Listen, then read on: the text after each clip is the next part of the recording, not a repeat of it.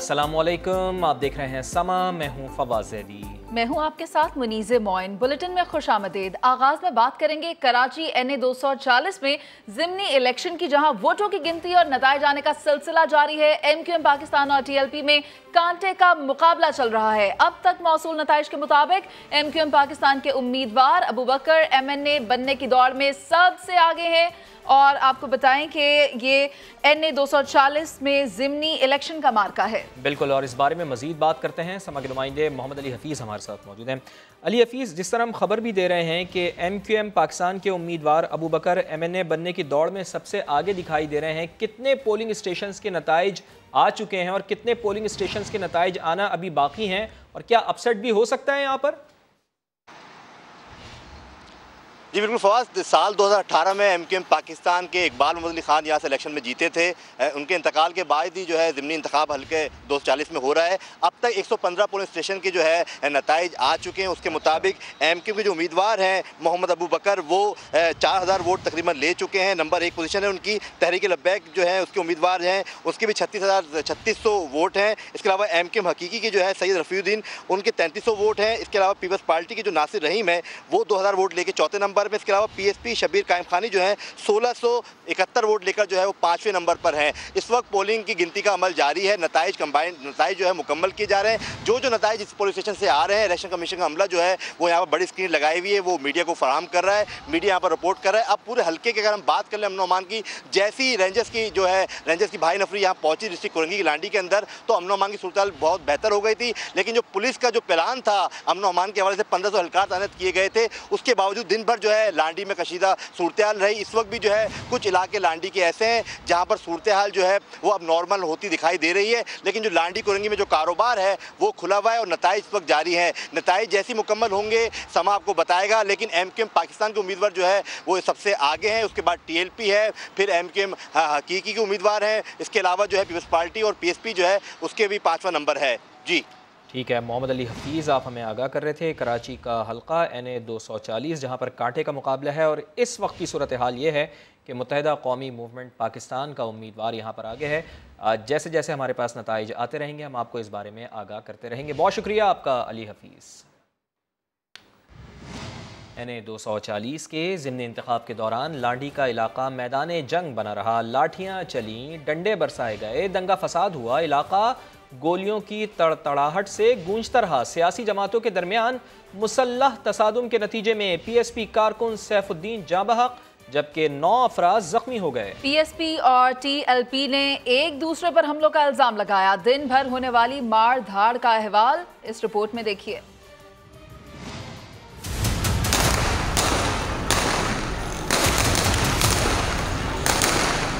तशद्दुद ज्यादा और वोटिंग बहुत कम, ये थी कहानी NA 240 के ज़िमनी इलेक्शन की।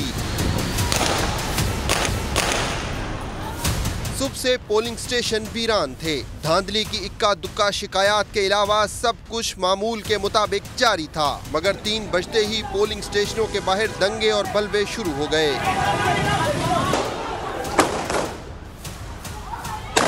कारकुनों के झगड़ों के दौरान मुक्कों और लातों के साथ लाठियां भी खूब चलीं।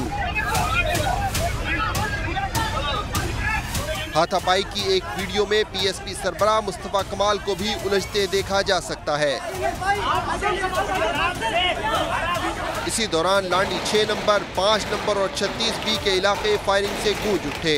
PSP का कारकुन सैफुद्दीन गोलियां लगने से जान से गया। PSP के साथ TLP और MQM के कारकुन भी फायरिंग और डंडे लगने से जख्मी हुए। इब्तिदा में ज्यादातर झगड़े PSP और TLP के कारकुनों के दरमियान हुए। पाक सरजमीन पार्टी और तहरीक लब्बैक पाकिस्तान ने एक दूसरे पर हमलों का इल्जाम लगाया है। TLP के लोग पूरा जत्था आकर यहाँ पर उन्होंने स्ट्रेट फायर मारे। यहाँ पर एक साथी शहीद हुआ है और ये वो 8 साथी क्रिटिकल इंजर्ड हैं। रियासत को कहता हूँ कि इनको गिरफ्तार करो, इनको सजा दो। PSP के जिम्मेदारान की हिदायत पर हम पर फायरिंग की गई, हमारे लोगों को जख्मी किया गया। MQM से तो हमारा कोई ऐसा मसला हुआ ही नहीं है। इब्तिदा में MQM पाकिस्तान का कहना था ये सारा दंगा फसाद PSP और TLP के दरमियान था। इसलिए की सियासत यही पीएसपी ही कर रही है और डीएलपी की तरफ से भी फायरिंग भी हो रही है और डंडों से मारा भी जा रहा है। मगर बाद में एमक्यूएम की जानिब से भी अपने कारकुनों के जख्मी होने का दावा किया गया। तहरीक लब्बैक का कहना है कि इस दौरान टीएलपी के सरबराह साद रिजवी की गाड़ी पर भी फायरिंग की गई, जबकि पीएसपी का कहना है कि गोली तो अनीस कायम खानी की गाड़ी पर भी लगी है। हद तो यह है कि जख्मियों को उठाने के लिए आने वाली एम्बुलेंस पर भी फायरिंग की गई। साथ ही रिपोर्टर जमजम सईद, संजय साधवानी, सलमान अहमद और मोहम्मद अली हफीज के साथ खुर्शीद आलम, समा, कराची। कराची में NA 240 के ज़िमनी इलेक्शन में PSP के कारकुनान ने प्रिजाइडिंग ऑफिसर पर धांधली का इल्ज़ाम लगा दिया। MQM पाकिस्तान और डिस्ट्रिक्ट रिटर्निंग ऑफिसर ने धांधली का इल्ज़ाम मुस्तरद कर दिया। वो बॉक्सेस जो बाहर गए वो कहाँ गए? लांडी गोश्त मार्केट के पोलिंग स्टेशन से सामने आने वाली मुबैना धांधली की वीडियो में एक शख्स को बैलेट बॉक्स के साथ पोलिंग बूथ के बाहर देखा जा सकता है। ये देखिए, ये बॉक्स लेके बाहर जा रहे हैं और ये मेन रोड के ऊपर खड़े हुए हैं। पाक सरजमीन पार्टी के कारकुनों का इल्जाम है कि प्रिजाइडिंग अफसर MKM के हक में धांधली के लिए बैलेट बॉक्स लेकर बाहर जा रहा था। मुत्तहिदा के लड़के हैं, ये आकर इन्होंने रिगिंग शुरू की है। MQM पाकिस्तान ने PSP के इल्जामात मुस्तरद कर दिए। डिस्ट्रिक्ट रिटर्निंग अफसर नदीम हैदर ने भी पोलिंग बूथ नंबर 71 पर धांधली के तासुर को गलत करार दिया है। CCTV कैमरास लगे, वहाँ पे बूथ होना चाहिए, तो वो शिफ्ट कर रहे थे उसको, जिस पे कुछ लोगों ने, पोलिंग एजेंट ने आके हंगामा किया। इलेक्शन हुकाम का कहना है मामले को हल कर लिया गया है। वज़ीर इत्तलात शर्जील मेमन ने समा के प्रोग्राम 7 से 8 में बताया कि एक सियासी जमात के कारकुनों ने धांधली की कोशिश की और एक सियासी जमात के सरबराह पोलिंग स्टेशन में दाखिल हुए। कारकुनों ने फायरिंग की, सबके नाम मौजूद हैं, कार्रवाई करेंगे। एक पॉलिटिकल पार्टी ने किसी एक पोलिंग स्टेशन में जाके स्टैंपिंग लगाना शुरू की, मतलब थप्पे लगाने शुरू किए। उसके बाद फिर एक और पॉलिटिकल पार्टी के सरबराह अपने कारकुनान के साथ आए और वहाँ पे उन्होंने थोड़ा शोर शराबा किया और उसके बाद उन्हीं पॉलिटिकल पार्टी के सरबराह के सामने उनके वर्कर्स फायरिंग करते रहे। तो 4 वाकयात हुए हैं इस पूरे हल्के में। किसने स्टैंपिंग की, किसने क्या किया, वो मेरे पास बिल्कुल नाम मौजूद हैं, कौन सी पॉलिटिकल पार्टी ने क्या चीज की है। जो भी इन सारे तशद्दुद के वाकयात में इन्वॉल्व है उनके खिलाफ सख्त कानूनी कार्रवाई की जाएगी। कौमी मुजरिम कौन, खबर की तफसील बताएंगे कुछ ही देर बाद। इमरान खान DG ISPR को सियासत से दूर रखने का मशवरा देते हैं तो फिर वो इस मामले को नेशनल सिक्योरिटी कमेटी में क्यों लेकर गए? लीगी नायब सदर मरियम नवाज का सवाल। कहा DG ISPR इमरान खान को खुश करने के लिए झूठ तो नहीं बोल सकते। सवाल ये नहीं है कि साजिश हुई या मदाखलत हुई। इमरान खान साहब ये कह रहे हैं कि ये सियासी मामला है, DG ISPR को इसमें बोलने की कोई जरूरत नहीं। फितना खान से ये पूछना चाहती हूँ कि अगर ये सियासी मामला था तो नेशनल सिक्योरिटी काउंसिल में बतौर वजीर आजम उसको क्यों लेकर गए? वो नेशनल सिक्योरिटी कमेटी है, नेशनल सियासी कमेटी नहीं है, कोई सियासी बैठक नहीं है, कोई सियासी बैठक नहीं है। DG ISPR ने कल जो बात की है, उन्होंने जो बात की कि साजिश नहीं हुई, वो अपने पास से कोई सियासी बात नहीं करे, वो फैक्ट्स पे बेस बात कर रहे हैं और सिर्फ इमरान खान को खुश करने के लिए वो झूठ को सच बना के पेश नहीं कर सकते। ये कौम का, कौमी सलामती का मामला है, नेशनल सिक्योरिटी का मामला है, सियासी मामला नहीं है। मुजरिमाना बात है इमरान खान ने, जिसका दूसरा नाम फितना खान है, अपनी सियासत चमकाने के लिए उसने पाकिस्तान की सलामती को, पाकिस्तान की सिक्योरिटी को, पाकिस्तान के सिक्योरिटी इदारों को उसने दांव पे लगा दिया। चेयरमैन तहरीक इंसाफ इमरान खान ने एक बार फिर नए इंतखाबात का मुतालबा कर दिया। सवाल उठाया कि नेशनल सिक्योरिटी कमेटी ने जब तस्लीम कर लिया कि मुदाखलत हुई है तो क्या तहकीकात नहीं होनी चाहिए थी? आज इन्होंने जो पेट्रोल की और डीजल की कीमत बढ़ाई है, जिसका सारी इकोनॉमी के ऊपर इफेक्ट पड़ेगा, बेचारा निचला तबका पिस जाएगा। नेशनल सिक्योरिटी काउंसिल ने तस्लीम किया कि मुदाखलत हुई है, तो क्या उसके ऊपर इंक्वायरी नहीं होनी चाहिए? इनके पास तो रोड मैप ही नहीं है। बजाय कॉन्सेंट्रेट करें इकोनॉमी के ऊपर। मैं आज आपको कह रहा हूँ कि बाय इलेक्शन में जो धांधली का प्लान बना हुआ है और जो होने वाला है, ये पूरा हमारे इलेक्टोरल प्रोसेस को डिस्क्रेडिट करने वाला है। जो पाकिस्तान इधर इस वक्त तेजी से जा रहा है जिस तरफ, मुझे खौफ है कि ये श्रीलंका की तरफ जा रहा है। एक चीज निकाल सकती है इस मुल्क को इस दलदल में जिसमें फंसते जा रहे हैं, वो एक चीज है साफ और शफाफ इलेक्शन। आपने इंतजार कर रही है, मैंने आपको कॉल दूंगा और आपने सब ने मेरे साथ निकलना है। इमरान खान साजिश के इल्ज़ामात लगाकर हर इदारे को घसीट रहे हैं, लेकिन अपनी 4 साला कारकर्दगी नहीं बता रहे। वज़ीर दिफा ख्वाजा आसिफ इमरान खान पर बरस पड़े, कहा अगर कमीशन बन भी गया तो इमरान खान उसका फैसला भी नहीं मानेंगे।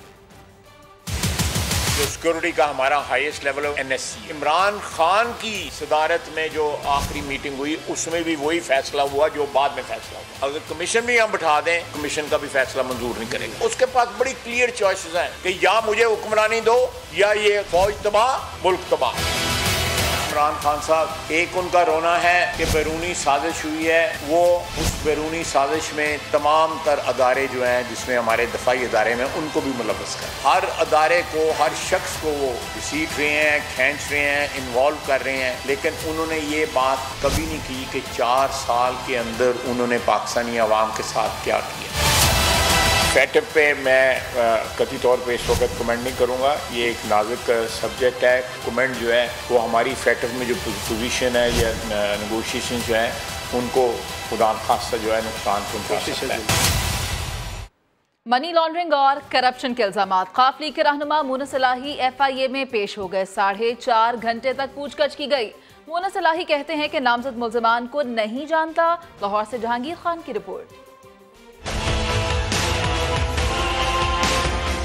FIA कॉर्पोरेट क्राइम सर्कल की मुद्दत में दर्ज मुकदमा में तफ्तीश के लिए मोनिस इलाही 8:30 बजे FIA दफ्तर पहुंचे। 3 रुकनी टीम ने 4.5 घंटे रहीम यार खान शुगर मिल्स के बारे में तफ्तीश की। FIA ने मोनिस इलाही से पूछा मुकदमा में नामजद मुल्जिमान मजहर अब्बास और नवाज भट्टी से क्या ताल्लुक है। मोहम्मद खान भट्टी को जानते हैं? अगर जानते हैं तो उनका नवाज भट्टी और मजहर अब्बास से क्या ताल्लुक है? क्या मोहम्मद खान भट्टी के भांजे वाजिद खान से कभी मिले हैं? मखदूम उमर शहरियार ने शुगर मिल्स का लाइसेंस कैसे हासिल किया? FIA के दफ्तर में पेशी के बाद मीडिया से गुफ्तगू में मोनिस इलाही का कहना था इमरान खान का साथ देने की सजा दी जा रही है। 4.5 घंटे के दौरान एक जैसे ही सवाल किए गए। हर सवाल का मेरे पास जवाब था, मैंने इनको जवाब दिया है। घूम फिर के वापस जब इनके पास सवाल खत्म हो जाते थे फिर वही दोबारा रिपीट करना शुरू हो जाते थे। FIA ने तफसीली सवालनामा मोनिस इलाही को दे दिया। मोनिस इलाही का कहना था जवाब वकला की मुशावरत से दूंगा। कैमरामैन अजहर इकबाल के साथ जहांगीर खान, समा, लाहौर। वज़ीर आला पंजाब हमजा शहबाज कहते हैं कि स्पीकर परवेज़ इलाही ने पहले वज़ीर आला के इंतखाब और फिर बजट इजलास में बार बार रुकावट डाली।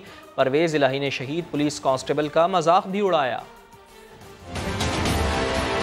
4 मरतबा इजलास बुलाया गया, चारों मरतबा चंद मिनटों बाद इजलास जो है वो एडजर्न कर दिया गया। हमजा शहबाज की औकात नहीं है। अगर अल्लाह ने इस खताकार को अवाम की खिदमत के लिए चुन लिया है तो ये अल्लाह का फैसला है। परवेज़ इलाही साहब की मंशा है IG को पेश करो, वहाँ पर वही उसका हशर नशर होता जो डिप्टी स्पीकर का हुआ है। कहाँ लिखा है आइन में कि IG और चीफ सेक्रेटरी को पेश करो कि सूबे की अवाम का बजट पेश करने दूंगा?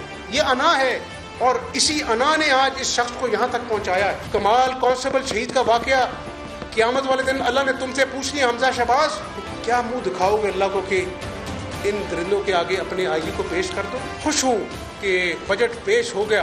30% तनख्वाहदार तबके की बेसिक तनख्वाह में इजाफा हुआ, 5% पेंशन में इजाफा हुआ। साबिक वज़ीर आला पंजाब उस्मान बुज़दार बजट में भी मनमानियां करते रहे। सूबाई असम्बली की मंजूरी के बगैर ही 310 अरब रुपए इजाफी खर्च कर डाले। वफाकी हुकूमत से सूबे का हक लेने में भी नाकाम रहे। लाहौर से जुल्फ़िकार अली महतू की रिपोर्ट। साबिक वज़ीर आला उस्मान बुज़दार ने सप्लीमेंट्री ग्रांट्स की शक्ल में सवाबदीदी इख्तियारात के तहत 310 अरब रुपए की मंजूरी दी। असम्बली के इल्म मिलाए बगैर सियासी बुनियादों पर बनाए गए मंसूबों समेत तरक्याती बजट में भी 107 अरब का इजाफा कर डाला।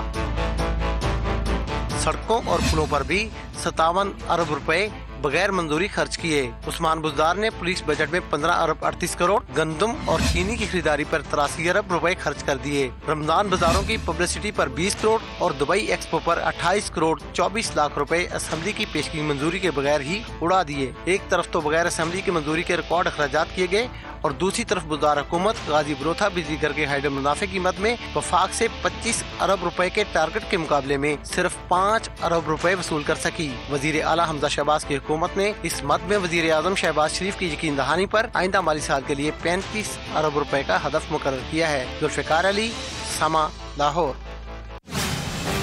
टैक्स जमा करवाओ वरना बिजली कटवाओ, माजरा बताएंगे इसी बुलेटिन में।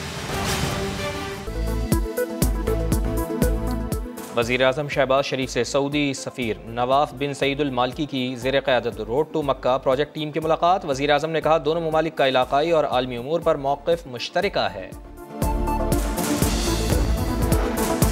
और इस्लामाबाद के इलाके पंडोरिया में झूला गिरने से एक शख्स जाँ बहक, हादसे में 2 बच्चों समेत 3 अफराद जख्मी भी हुए।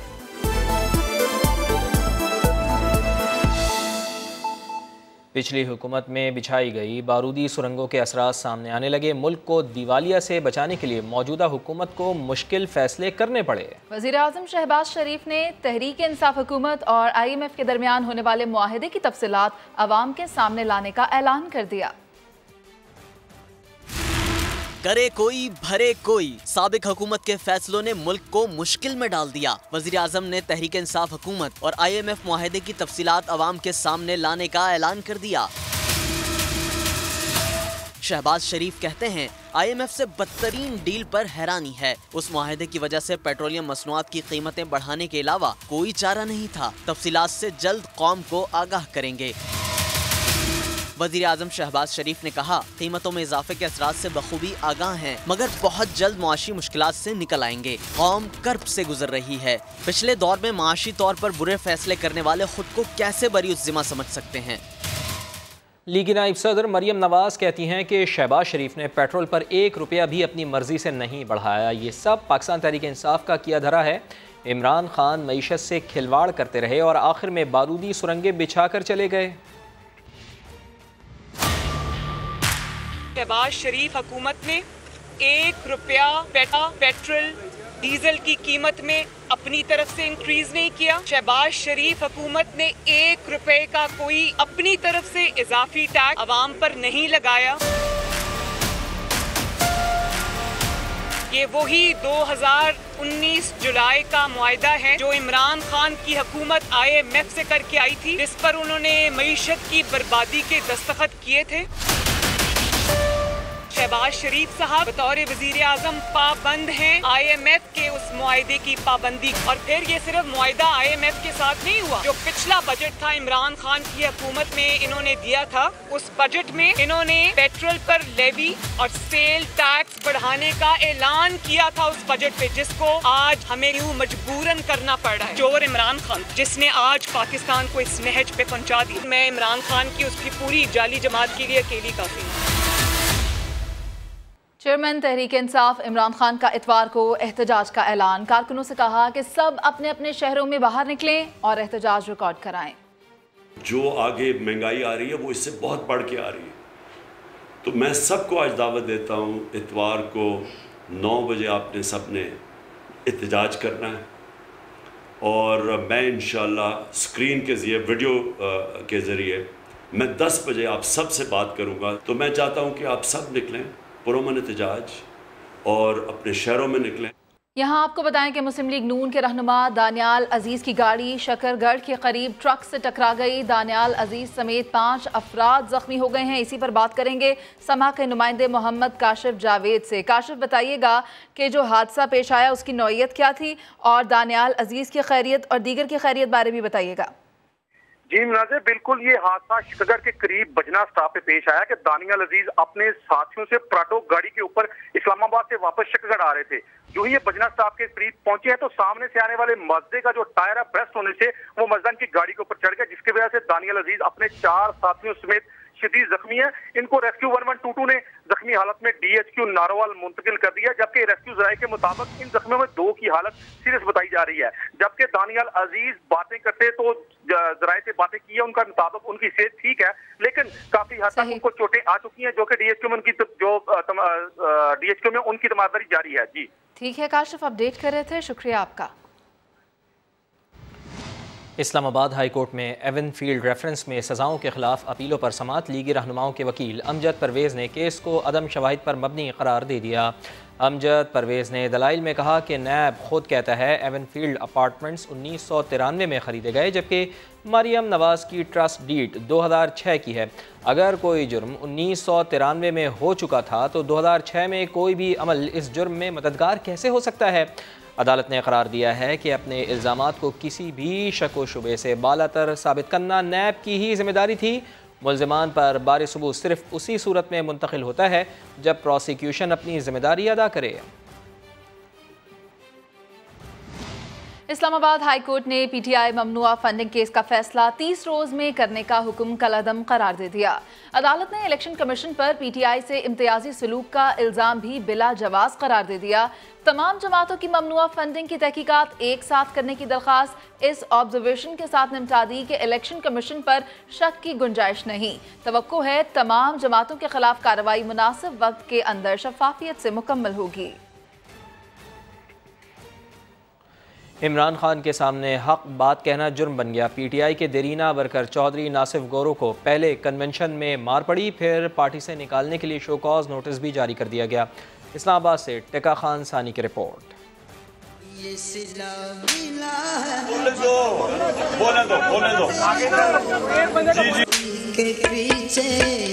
पीटीआई के वर्कर्स कन्वेंशन में नाराज कारकुनों की आवाज उठाने वाले चौधरी नासिफ गोरू को अपनी कुर्बानियों का सिला दोहरी ज्यादती की सूरत में मिल गया। पहले इमरान खान के सामने तशद्दुद का निशाना बनाया गया, फिर पार्टी रुकनियत भी खतरे में पड़ गई। खान साहब उस दिन भी आपने कहा था अमर कियानी साहब को कि प्रोग्राम ख़त्म होने के बाद इनको मेरे साथ मिलवाना है, तो मिलवाने के बजाय उन्होंने अपनी तंजीम जो है अपना रावलपिंडी सिटी की तंजीम उनसे मुझे शोकाज दिलवा दिया है। चौधरी नासिफ गोरू का कहना है कि उन्होंने पार्टी के लिए कई मरतबा मार खाई। अगर उन्हें पार्टी से निकाला गया तो नाराज कारकुन उनके साथ बनी गाला का रुख करेंगे। हज़ारों की तादाद से मेरे साथ इंशाल्लाह ख़वातीन और मर्द होंगे इंशाल्लाह, और इंशाल्लाह खान साहब के साथ हम जाके वहाँ पे मुलाकात भी करेंगे और अपने वर्कर जो हैं, जो नाराज वर्कर हैं, सबको मैं लेके जाऊँगा। धूप झेलें भी फाख्ता और कव्वे अंडे खाएं। पीटीआई के हकीकी वर्कर्स के साथ हर शहर में यही सलूक हो रहा है और उनकी आवाज सुनने वाला कोई नहीं।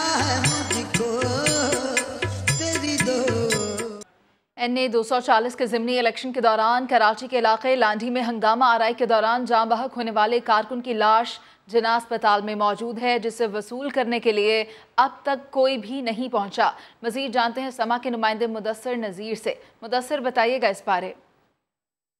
बिल्कुल, NA 240 में आज ज़िमनी इलेक्शन के दौरान सारा दिन हंगामा आराई रही और फायरिंग का सिलसिला भी जारी रहा। फायरिंग के दौरान आज सैफ नामी एक शख्स हलाक हो गया और PSP की जानिब से ये क्लेम किया गया कि सैफ उनकी पार्टी का कारकुन है, और जिस शख्स के बारे में बार बार मुस्तफ़ा कमाल क्लेम करते रहे उसी शख्स की अभी डेड बॉडी लावारिस जिना हॉस्पिटल में पड़ी है।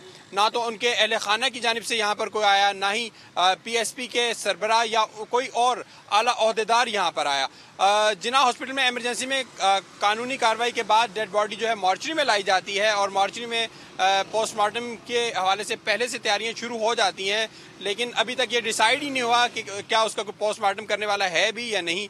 ना तो यहाँ कोई पुलिस एहलकार है जो यहाँ पर उनकी डेड बॉडी लेकर आया और ना ही पार्टी की जानिब से यहाँ पर कोई भी आला ओहदेदार मौजूद है। जी, कराची पुलिस ने दुआ जहरा केस दाखिले दफ्तर करने की सिफारिश कर दी है। चालान के मुताबिक अगवा के शवाहिद नहीं मिले, दुआ अपनी मर्जी से पंजाब गई थी। पुलिस की जानिब से जमा कराए गए चालान में कहा गया है कि निकाह सिंध में नहीं हुआ, सिंध चाइल्ड एक्ट का इतलाक नहीं होता, मुल्ज़िमान के खिलाफ मुकदमा डिस्चार्ज किया जाए। डिस्ट्रिक्ट पब्लिक प्रोसिक्यूटर ने मुकदमे का चालान पेश किया, जिस पर अदालत ने फरीक़ैन से दलाइल तलब कर लिए। नए फाइनेंस बिल में नॉन फाइलर्स के गिर्द घेरा तंग करने का फैसला हुआ है। सेनेट की कायमा कमेटी बराए खजाना ने नॉन फाइलर्स की मोबाइल सिम बंद, गैस और बिजली के कनेक्शंस काटने की तजवीज़ की हिमायत कर दी है। शकील अहमद की रिपोर्ट। टैक्स गोशवारे फाइल न करने वाले अब बुनियादी सहूलियात से भी जाएंगे। घर का चूल्हा जलेगा न बत्ती, सिम बंद करके मोबाइल फोन भी साइलेंट कर दिया जाएगा। FBR ने गोशवारे जमा न कराने वालों के खिलाफ घेरा तंग करने का फैसला कर लिया। सेनेट की कायमा कमेटी खजाना ने भी तजवीज की हिमायत कर दी। जो लोग फाइल नहीं करते even after the time given, सिर्फ उन्हीं के लिए उन्होंने एक मेजर रखा है। मेरे नहीं ख्याल FBR करेगा। इजलास के दौरान फारूक नाइक ने प्लाट के फर्जी किराए पर इनकम टैक्स को बिला जवाज करार दिया। कमेटी ने इस शिक को फाइनेंस बिल 2022 से निकालने की मुतफिका सिफारिश कर दी। अरकान ने बजट में चीनी शहरियों की हिफाजत के नाम पर बुलेट प्रूफ गाड़ियों की ड्यूटी फ्री दरामद की तजवीज पर भी सवालात उठा दिए। हमें ये खदशा है कि कहीं दूसरे जो डिपार्टमेंट्स हैं जिनकी रिक्वायरमेंट इतनी स्ट्रिंजेंट नहीं है या नहीं होनी चाहिए, वो कहीं इसको अब्यूज तो नहीं करेंगे। वजीर खजाना मिफ्ता इस्माइल की इजलास में अदम शिरकत पर अरकान ने बरहमी का इजहार किया। शकील अहमद, समा, इस्लामाबाद। पाकिस्तान आए भारतीय सिख यात्रियों ने गुरुद्वारा डेरा साहब में मजहबी रसूमात अदा की। यात्री पाकिस्तान से प्यार समेटकर कल वापस रवाना होंगे। आयशा अता की रिपोर्ट। सिखों के 5वें गुरु अर्जन देव महाराज के 416वें योम शहीदी की मरकजी तकरीब गुरुद्वारा डेरा साहब में मुनक्किद हुई। दुनिया भर से आए यात्रियों ने माथा टेका और दीगर मजहबी रसूमात भी अदा की। मजहबी आज़ादी की आप बात कर रहे हैं तो बहुत अच्छी आज़ादी है, यहाँ पे पूरी आज़ादी है सब मजहबों को। मैं खासकर हुकूमत पाकिस्तान का शुक्रिया अदा करूँ। सिख मेहमानों के लिए लाहौर म्यूजियम में भी तकरीब मुनक्किद की गई, जहां सिख अहद से जुड़ी सदियों पुरानी यादगारें यात्रियों को दावत नज़ारा देती रहीं।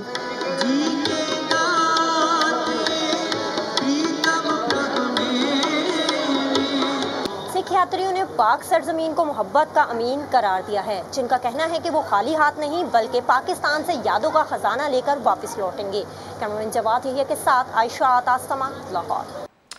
और अब बात करेंगे पाकिस्तान का नाम रोशन करने वाली MMA फाइटर अनीता करीम और राशिद नसीम की। दोनों बने गेम सेट मैच के मेहमान। क्या बातें हुई, आइए देखते हैं। अनीता करीम पाकिस्तान की MMA फाइटर, इंटरनेशनल फाइट में ऑस्ट्रेलियन हरीफ को शिकस्त दी। प्रोग्राम गेम सेट मैच में बताया कि कामयाबी का ये सफर सख्त ट्रेनिंग के बाद तय हुआ। मैंने स्टार्ट किया, बहुत ज़्यादा मुझे मसले हुए, ट्रेनिंग बहुत ज़्यादा सख्त थी, तो भाइयों के सामने ओबियसली रोती नहीं थी, जाके किचन में रोती थी। बचपन से मैं ताइक्वांडो करती थी, तो जो मेरे वालिद हैं वो मुझे ताइक्वांडो क्लासेस के लिए लेके जाते थे। प्रोग्राम में ननचक्कू कैटेगरी में सबसे ज्यादा 13 रिकॉर्ड बनाने वाले राशिद सलीम भी शरीक हुए। उन्होंने 1 मिनट में 88 मरतबा ट्रायंगल स्टेप करके नया आलमी रिकॉर्ड बनाया। वो अब तक मुख्तलिफ कैटेगरीज में 78 रिकॉर्ड्स बना चुके हैं। मेरा गोल है कि मैंने 100 रिकॉर्ड्स जो है वो जल्द से जल्द जो है वो कंप्लीट करने, और इसके लिए मैं बहुत ज्यादा एफर्ट कर रहा हूँ, बहुत ज्यादा मेहनत कर रहा हूँ। राशिद नसीम ने बताया कि रिकॉर्ड्स बनाने की कोशिश के दौरान उन्हें कई बार इंजरी भी हुई।